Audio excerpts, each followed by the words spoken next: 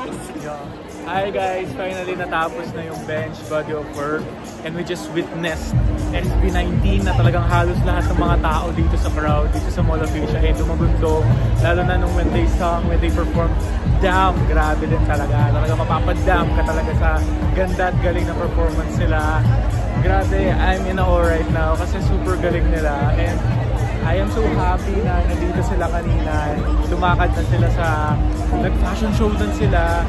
Lumakad sila with the superstars and syempre endorser ng bench. And of course, we have Catherine Bernardo and Alden Richards. Grabe din talaga. Nag-opening si Alden, tapos mag-close si Catherine, diba? What a superstar! Diba? Talagang ginawa talaga nila yun for the sake of bench body of work.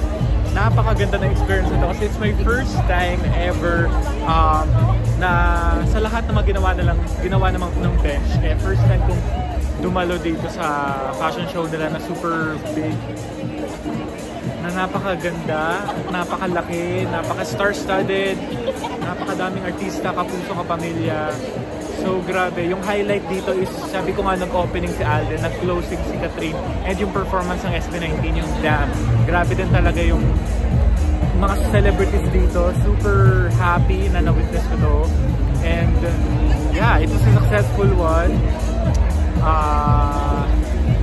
Yeah, napakaganda ng show na to. And syempre, ang daming mga sexy, ang daming mga hot. And para mamomotivate ka na talagang to eat healthy and para magkaroon ng body na katulad nila. So yeah, what a spectacular show. And congratulations bench for this one. Yeah. Shout out sa katabi ko. Ayan. So dito kami sa A na ano, 1220. Ayan. Anong name mo? Ayun, si Aisha yung katabi ko kanina. So kanina lang kami nag-uusap at nagkasama kasi dalawa lang yung team namin. And it's a perfect view by the way. So, yeah. Thank you guys. Hope you enjoy and yung mga runway nila i-upload ko sa akin channel. Thank you very much.